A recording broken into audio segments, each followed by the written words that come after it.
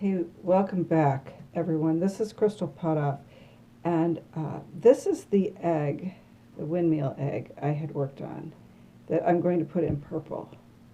But since the egg is gold, I want to wash that gold off because the gold and the purple will make like a brown color that I do not want.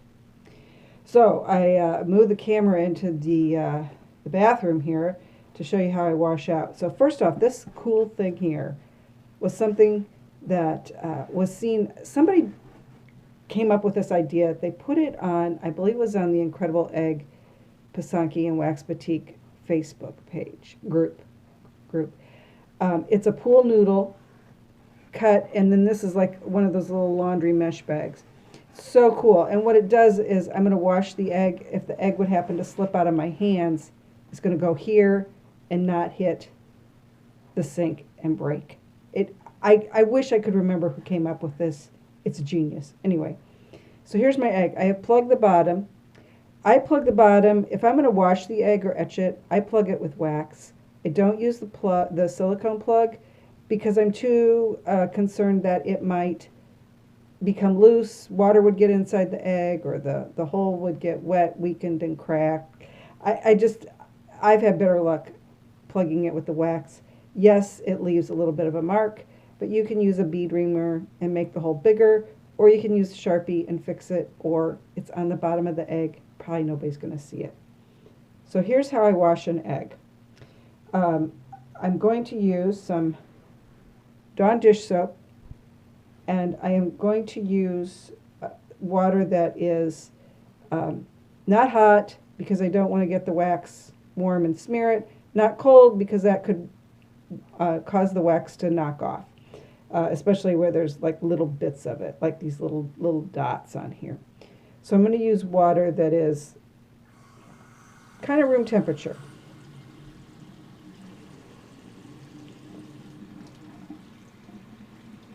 Okay, and it's not coming out really fast. I don't need it to come out really fast. I have really bad water pressure, so it never comes out fast here anyway. Okay, so here's my egg. I'm gonna, oops, there's a little more than what I needed. I got some Dawn on there. And now what I do is I kind of rub it in my hands. I try not to use my fingernails. I did take off my ring because I don't want to try and scratch it. So I just kind of rub it all over. And I do want to hang on to it so it doesn't slip out of my hands, even though I've got this thing here. I still want to be careful with it. So I've kind of rubbed it, and you can see it got on my hands. You can wear gloves if you want. Oops, that got a little warm. There we go.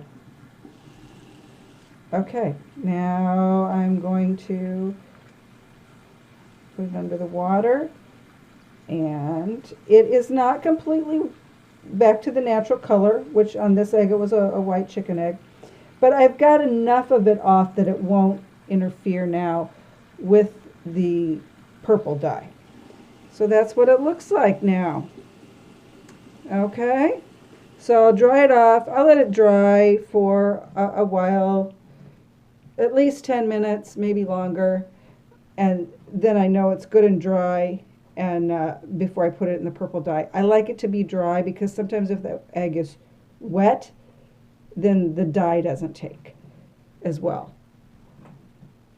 I like to put my eggs in the dye for 3 minutes, take it out, let it dry, see what the color's like, and then I'll try another 3 minutes. But anyway, that is how I wash an egg off.